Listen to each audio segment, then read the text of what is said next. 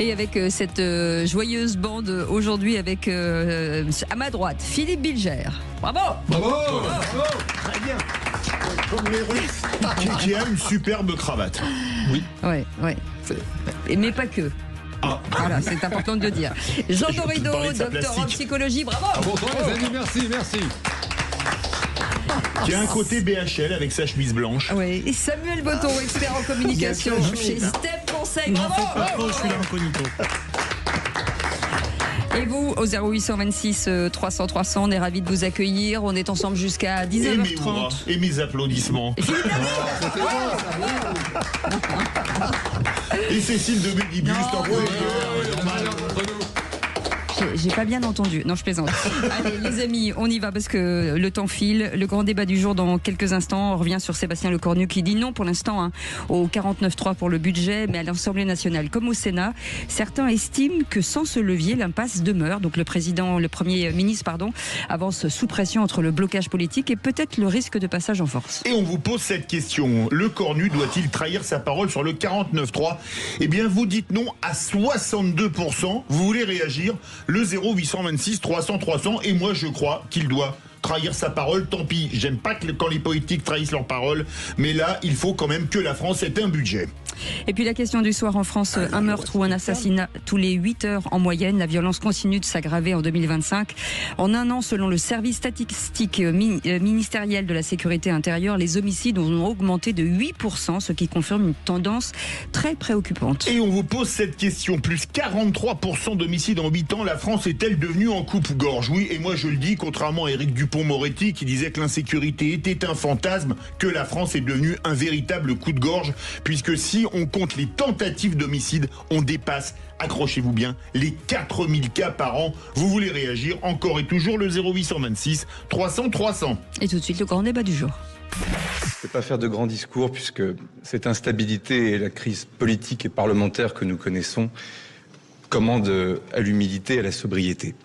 La deuxième des choses, c'est de dire aux Françaises et aux Français qu'on va y arriver. Il va falloir des ruptures. Et pas que sur la forme. Et pas que dans la méthode. Des ruptures aussi sur le fond. Pas de grands discours. Merci. Les vraies voix Sud Radio. Et ça sonne déjà au 0826 300 300 avec Olivier qui nous appelle d'Agen. Bonsoir Olivier. Bonsoir. Bonsoir à tous, bonsoir les vraies voix. Bienvenue sur Sud Radio. Qu'en pensez-vous ? Trahison ou pas trahison ? Eh ben pas trahison, contrairement à ce que certains pensent chez vous. Non, pas de trahison, puisque... Puis pourquoi ? Parce que tout simplement, il s'est engagé, je crois, début octobre à ne pas le faire. Et compte tenu de ce qui se passe en ce moment avec les agriculteurs et tout ça, s'il revient sur la promesse qu'il a faite, moi je trouve que ça serait plus trop crédible pour le reste. Donc il s'est engagé à ne pas engager le 49.3. Je pense qu'il est là pour faire des choses, mais il faut aussi qu'il tienne les paroles qu'il a données. Alors, on va écouter le Premier ministre d'ailleurs, écoutez. J'ai renoncé à utiliser l'article 49 alinéa 3 de la Constitution. C'est la garantie pour l'Assemblée nationale que le débat, notamment budgétaire, mais pas seulement, dans tous les domaines, ira jusqu'au bout, jusqu'au vote. Et au 0826 300 300, c'est un autre Olivier qui est avec nous du Gard. Bonsoir Olivier. Olivier, vous êtes là ? Olivier a disparu. Non, il a disparu. Bon, l'occasion peut-être Philippe David ou Philippe Bilger. Pour m'expliquer, parce que comme l'a dit Olivier d'Agen et pas du Gard, moi ma position c'est laquelle ? Je préfère qu'on crève un abcès, c'est-à-dire c'est crever l'abcès, faire le 49.3, plutôt... c'est mon point de vue, après on en discutera. Je préfère qu'on crève l'abcès et je préfère encore un gouvernement qui saute au 49.3 ou un budget qui est adopté au 49.3 plutôt qu'un budget qui passe par ordonnance. Mais ça, c'est que mon point de vue. Philippe Bilger, ensuite on passera à Olivier. L'alternative, elle est entre le 49.3 ou la loi spéciale. Donc je réponds déjà à l'argument selon lequel il n'y aurait pas de budget s'il n'y avait pas le 49.3. Il y aurait la reconduction, évidemment avec des limites, du budget 2025. Et ensuite, il me semble que Sébastien Lecornu a... dénué d'une totale vision sur la France depuis qu'il est Premier ministre, englué dans un pragmatisme total, s'honorerait en respectant précisément sa promesse. Il y aurait que ça. Olivier du Gard. Bonsoir Olivier. Oui, bonsoir. Bienvenue sur Sud Radio. Oui, mais moi, je me mets pas à la place de Le Cornu parce que, évidemment, il n'aurait jamais dû prendre cette place-là. Il va être obligé de revenir sur sa parole. Il n'a pas le choix. Il n'a pas le choix parce que même s'il représente quelque chose, ça sera encore pas voté. Donc, il lui reste le 49-3 pour moi. Il n'a pas de solution. Il faut un budget à la France, il faut qu'on avance. Jean, bougez pas Olivier. Oui, non, j'ai tendance à rejoindre Philippe David. En réalité, il y a quand même précisément un principe de réalité. Le débat, c'est très bien. Seulement, les parlementaires font preuve d'une immaturité incroyable. Ils font de la politique politicienne. Le débat est stérile. Ça fait des mois que ça dure. Et OK, il s'est engagé à un instant T. La vie, c'est dynamique. C'est pas une suite de jours. Et aujourd'hui, c'est un fait qu'il s'honorerait à utiliser l'outil constitutionnel qui est prévu, le 49-3. Ouais, après ça, pour replacer un peu la grille de lecture, quel est l'intérêt de Sébastien Lecornu de déclencher un 49.3 ? Aucun. C'est pas son projet de budget, c'est pas son projet de loi. Lui, il est là pour une mission, c'est mettre tout le monde d'accord. Vous avez parlé des parlementaires. Faire plaisir aux socialistes. Très très bien. Oui, si vous voulez, Philippe, il n'y a pas de souci. En attendant, les socialistes jusque-là, ils ont joué leur rôle dans les négociations budgétaires. Aujourd'hui, le message en filigrane du gouvernement et de Sébastien Lecornu, c'est de dire voilà, il y a des groupes politiques, en premier lieu LR, qui doivent s'accorder, qui doivent trouver une solution. Aujourd'hui, si le budget ne passe pas, vous avez raison, on va au-devant de graves déconvenus vis-à-vis de l'Europe, vis-à-vis des maires qui n'auront qu'un mois de visibilité à chaque fois sur leurs questions budgétaires, et on a une municipale qui arrive. Mais aujourd'hui, que Lecornu s'engage à mettre un 49.3 alors que c'est pas lui qui est en première ligne et qu'il n'a pas à y être, c'est non. Et je vais même aller plus loin. Lecornu, sur les 3-4 dernières années, c'est le seul qui a compris ce qu'était être Premier ministre, et surtout, c'est le seul qui avance scrupuleusement dans son rôle. C'est-à-dire qu'il est Premier ministre, il est là pour mener des projets avec des parlementaires, et après, les coupables et ceux sur qui il faut jeter l'opprobre, c'est les parlementaires. Oui, c'est ça le problème, c'est qu'il n'arrive pas à se mettre d'accord. Donc vous n'avez pas à avoir recours au 49.3. S'il doit tomber, il tombera, et c'est comme ça qu'il s'est toujours comporté. Un Premier ministre qui a tout de même réussi l'exploit de se décharger de toutes ses responsabilités. Parce qu'il n'a pas de majorité, il compose avec ce qu'il a dans l'Assemblée, on l'a dit des dizaines et des dizaines de fois. Il ne compose pas, rien ne sort, tout est stérile, on est dans l'immobilisme. C'est pas le Cornu de se sortir les doigts et de trouver des solutions. Donc aux Français. Excusez-moi, je vais vous faire une métaphore. Ah bon ? Oui, vous permettez. Le Premier ministre, dans la Ve République, c'est l'équivalent d'un fusible sur un tableau électrique. D'accord ? Aujourd'hui, le tableau électrique qui s'appelle l'Assemblée nationale, il est en surtension, il est en court-circuit, il a un problème. On est bien d'accord. Donc, dans ces cas-là, faut mettre le coup et on voit si le fusible, il saute ou pas. Et c'est la seule solution. Il faut un éclairage, mais après, on va parler de tableau électrique, c'était un peu bizarre. Il faut clarifier, la situation. Parce que, alors, je vais revenir sur une chose. Je suis bien d'accord avec vous. Les parlementaires font tout et n'importe quoi et demandent tout et n'importe quoi. C'est pas de la faute de Lecornu. Mais je le rappelle, c'est le principe des institutions. Il est infusible. Allez, on va poser la question à Olivier d'Agen. Olivier, vous avez entendu en tout cas, les arguments des uns et des autres. Est-ce que ça vous a fait plier d'un côté ou de l'autre ? Eh bien, ça m'a fait plier du côté de Philippe Bilger, qui a une bonne vision des choses. Merci, à mon avis, en tout cas. Vous êtes lucide. Et Olivier Dugard ? Non, moi il n'a pas le choix. Vous savez, c'est de la politique politicienne. Là, Macron, il est derrière tout. Il se dit, c'est bon, peut-être qu'on va me dégommer mon Premier ministre, on va en renommer un, je gagne du temps, j'arriverai au bout du mandat. Et Macron, il est capable de vous renommer le même. Hein. Mais est-ce que ça va le démonétiser ? Est-ce que vous pensez, les deux Olivier qui vous êtes en ligne, que ça peut... quand effectivement on ne va pas jusqu'au bout de sa promesse, est-ce que ça peut le démonétiser vis-à-vis du public ? Non. Moi, personnellement, non. D'accord. Personnellement, non, parce qu'il n'a pas le choix. Il n'a pas le choix. Qu'est-ce qu'on fait si on n'a pas de budget ? On paye plus personne, il n'y a plus rien qui va à un moment donné. D'ailleurs, les parlementaires, eux, c'est juste pour le faire sauter, parce qu'ils savent très bien, il faut le 49.3, il faut qu'un budget passe. On n'a pas le choix. Allez, on fait une petite pause, les amis. Gardez vos arguments, Jean et Philippe Bilger. On revient dans un instant. 0826 300 300. Si comme nos amis Olivier avec un S, vous voulez bien entendu donner votre avis, vous nous appelez. Zach vous attend au standard. On fait une petite pause et on revient dans un instant. Tout de suite. Sud Radio. Sud Radio. Parlons vrai. Parlons vrai. Sud Radio. Parlons vrai. Sud Radio. 18h-20h. Cécile Doménibus, Philippe David. Et avec cette table de fête de fin d'année. Il manque la bûche quand même. 3 dindes. Si vous me qualifiez de chapon, je vais mal le prendre vu ce qu'il arrive au chapon. Non, 3 chapons. Non, pas du tout. Ni dinde, ni chapon. Philippe Bilger est avec nous, président de l'Institut de la Parole. Jean Dorédo, docteur en psychologie. Samuel Botton, expert en communication chez Step Conseil, avec Philippe David, bien entendu. Et on revient sur ce débat de Sébastien Lecornu. Doit-il, oui ou non, utiliser le 49.3 et doit-il trahir la promesse qu'il a faite aux Français? Alors, est-ce qu'il l'a faite aux Français, Philippe Bilger, à votre avis, ou il l'a faite, cette promesse a été faite aux politiques? Donc aux Français. Il ne l'a pas faite aux Français. Trahirait-il sa promesse que ça laisserait complètement indifférents les Français?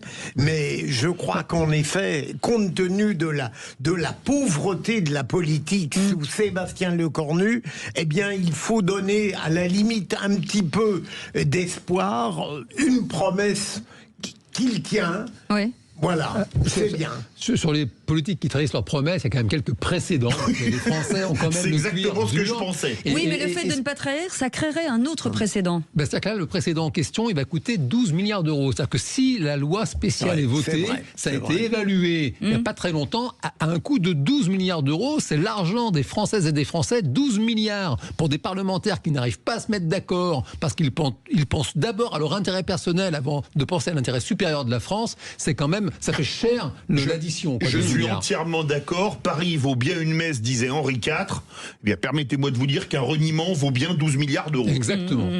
Samuel, stratégiquement, du point de vue de l'opinion, c'est la ligne que Sébastien Lecornu doit continuer de jouer. Moi, je vous dis, chaque jour qui passe, j'ai beaucoup plus de sympathie pour lui à chaque fois. Pourquoi ? Et comment ça se fait ? Ça m'étonne moi-même, mais je dois lui reconnaître que sur les paroles qu'il a données, il y a pas mal sur la ligne qu'il a tracée. Mais oui, c'est-à-dire, je ne suis pas forcément proche politiquement, mais il est venu, il m'a délivré un message et il s'y tient. Aujourd'hui, s'il va déclencher un 49.3 sous prétexte de faire une économie de 12 milliards d'euros, il peut le faire, mais il n'a aucun intérêt à le faire. Je l'ai déjà dit, c'est pas son projet. Et puis surtout, d'un point de vue de stratégie de communication, c'est aussi mettre les partis devant le fait accompli et de dire devant les Français, c'est à vous de jouer. Moi, j'ai pris un engagement, je ne vais pas le déclencher. Soit vous trouvez une solution, soit on se retrouve avec une loi spéciale et vous irez leur expliquer. Justement, Olivier Dagen, qui vous vouliez pas qu'il trahisse sa parole, est-ce que si on dit voilà, 12 milliards vont tomber, il va bien falloir les payer, et vous faites partie de ceux qui vont payer, est-ce que là vous changez d'avis quand même? Je vais lui demander qu'il réduise le budget alloué à l'Ukraine. Oui, mais ça c'est autre chose. Oui. Non, mais il y a quand même une chose qu'il faut regarder en face. Moi, je suis certain, alors je peux me tromper, que si jamais il déclenchait un 49.3, certains partis, je pense tiens par exemple au PS, a tellement peur qu'en cas de dissolution, auront tellement peur de perdre leur siège en cas de dissolution, ça c'est sûr, qu'ils ne voteraient pas la censure. Et que donc le budget passerait au 49.3. Donc ça aurait, je termine très court, donc ça aurait 3 intérêts. 1, la France aurait un budget. 2, il aurait sauvé sa tête pour plusieurs mois, parce qu'après, ce sera au budget suivant, et l'eau a le temps de couler sous les ponts. Et troisièmement, il se serait retiré une épine majeure du pied. Strike. Et ça rétablirait quand même une certaine logique dans le fonctionnement institutionnel. On se demande quand même à quoi servent les députés en temps, je dirais, normal, parce que dès qu'on n'a pas de mal, quand même les parlementaires, c'est fait pour parlementer. Et là, on a une situation quand même inédite, avec une majorité qui ne se dégage pas clairement, et n'importe quel sujet naïf pourrait se dire, ils vont discuter ensemble, faire des alliances et dégager quelque chose. Et là, on a une stérilité absolument inouïe. Ça veut dire qu'en temps normal, en fait, ils ne servent à rien. Ces gens-là vivent avec notre argent. Depuis quand on est en temps normal? J'ai l'impression qu'une situation inédite. C'est très inédit. Même Michel Rocard, sous Mitterrand 2, en 88, il avait quand même une majorité relative. Là, c'est la toute première fois qu'on a vraiment un président de la République qui nomme un Premier ministre qui ne réussit pas à dégager une majorité naturelle. On se dit, tant mieux, les parlementaires, ils vont faire leur job pour une fois, ils vont se mettre d'accord. Eh bien non, ça fait des mois qu'on traîne dans un immobilisme qui est très très mauvais pour le pays. Non, parce qu'on est à la veille de 2026 et à l'avant-veille de 2027. Philippe parlait du budget de l'année prochaine. Oui, mais là, il y a une élection présidentielle qui arrive. On peut aller loin. Voilà, si vous voulez. Il y a une présidentielle qui arrive et ils ont tous ça en tête. Il n'y en a pas un qui en a parlé, donc je vous le remets juste dans le contexte. L'intérêt supérieur de la France, ça existe. Mais l'intérêt supérieur de la France, c'est dans votre monde à vous, parfait, où tout roule, tout ne roule pas.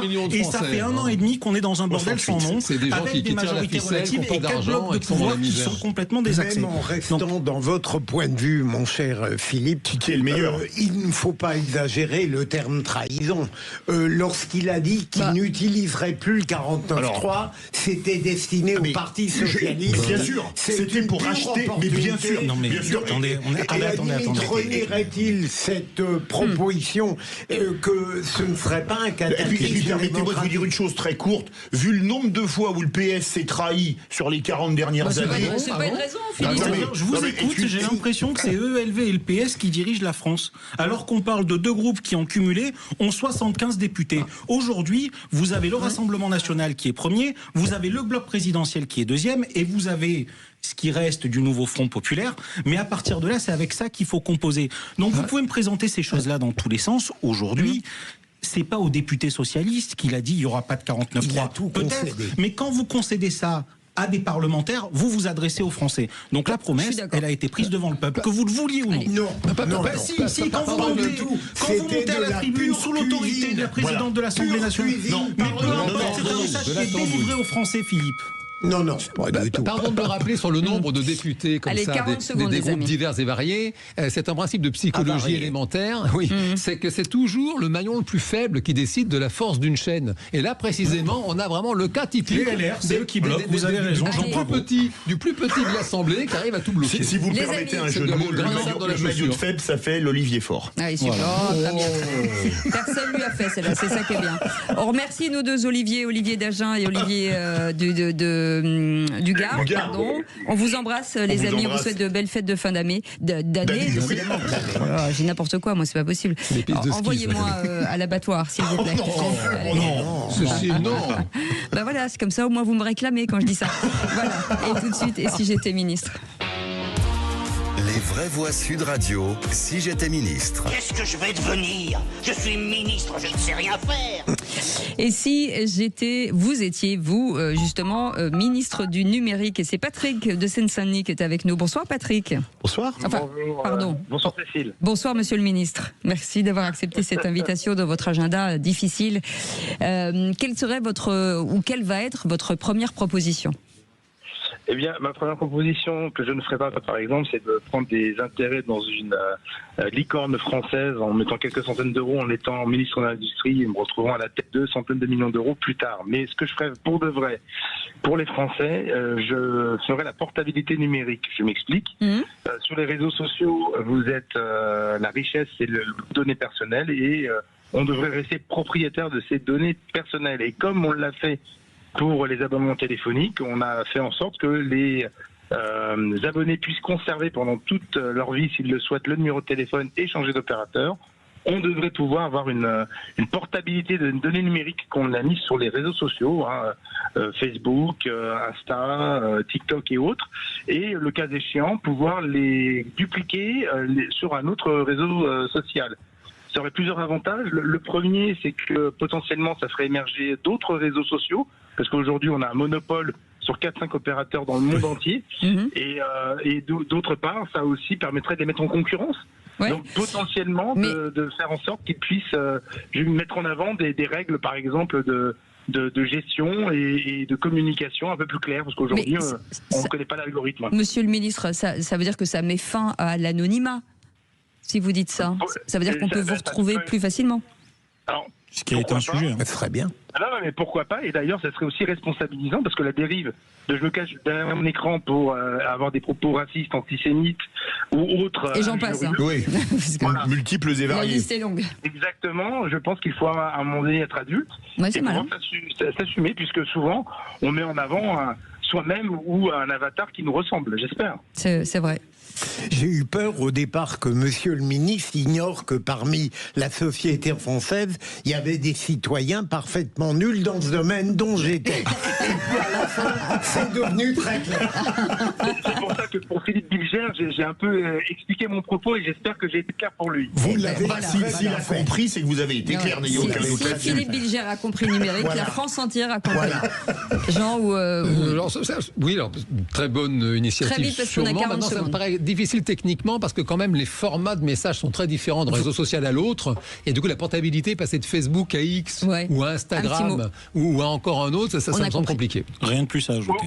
Aujourd'hui, avec l'IA, ce genre de détail devient presque une anecdote, je pense. Ouais. Bon, En tout cas, monsieur le ministre, vous avez été très efficace. Vous revenez quand vous voulez et on était ravis de vous accueillir. On vous souhaite de très belles fêtes. Je peux vous appeler Patrick, monsieur le ministre? Bien sûr, Cécile, bonne fête à vous tous. Je vous embrasse, Patoche. Patrick qui part.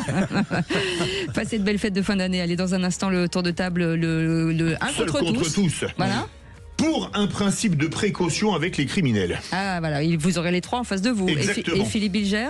Moi, je vais dire du bien d'Emmanuel Macron. Et vous aurez Ça les roule. trois contre vous. Allez, on en parle dans un instant. Tout de suite. Sud Radio. Sud Radio. Parlons vrai. Parlons vrai. Sud Radio. Parlons vrai.